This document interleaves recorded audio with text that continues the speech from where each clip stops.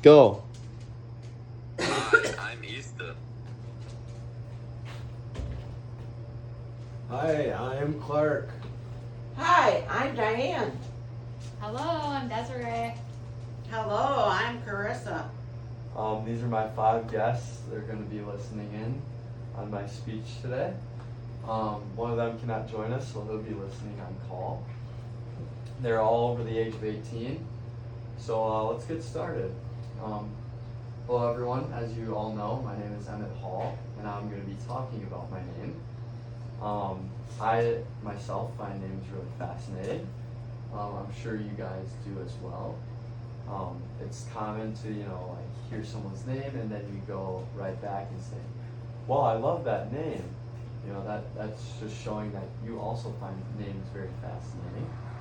And I mean, obviously they're just such a simple little thing, but there's something you use on an everyday basis, but they carry much more history and meaning behind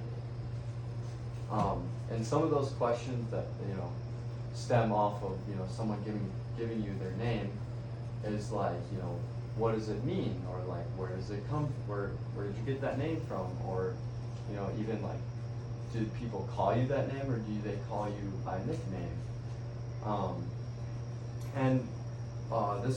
I'm going to be talking about where my name comes into play in terms of those questions.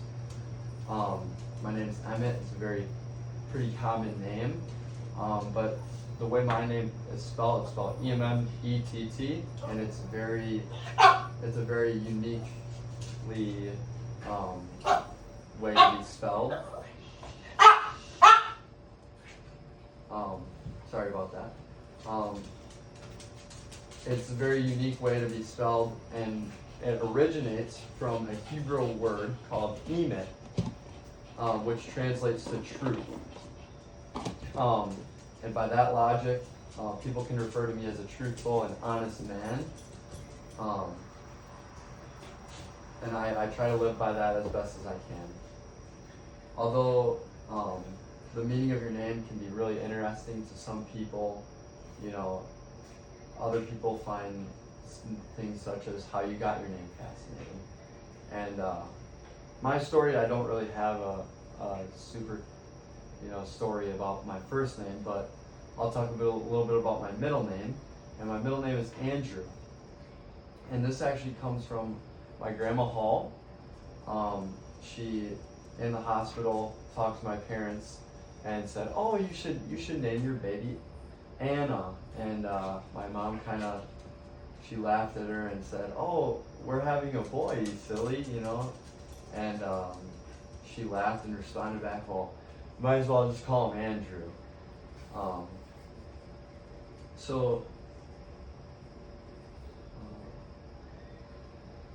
yes, my name did stem from a girl name, but I don't complain about my name. I love my name, how it is, and yeah.